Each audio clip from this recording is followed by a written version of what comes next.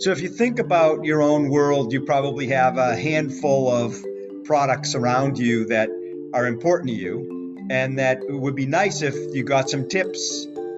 So we break down the touch points into educational tips, alerts, like something you should be aware of is going to happen, and purchase recommendations. Those three things. And we trigger off of either a time basis. So day one, trigger an educational video welcoming you to, thanking you for buying that guitar and welcoming you to the Guitar Brands family.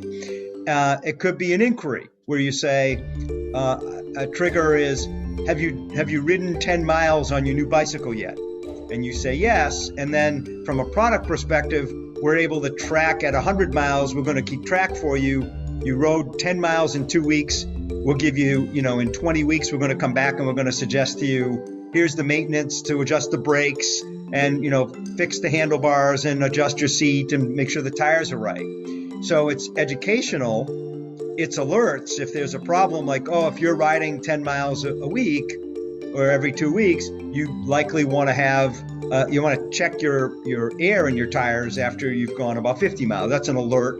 And then finally, purchase recommendations where, again, if it's 100 miles, the recommendation is, do you know how to tune up the bicycle? Would you like to buy a little toolkit accessory that, has the right tools in it to adjust the seat and the handlebars and the brakes?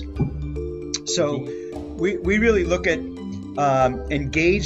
product engagement as touch points, and it creates this great experience for the consumers. They just, as a consumer, wouldn't you love someone to tell you in the fall? I live up here in New England. In the fall, it's the winter's coming, and so what do you do to your lawnmower to have it ready to winterize it?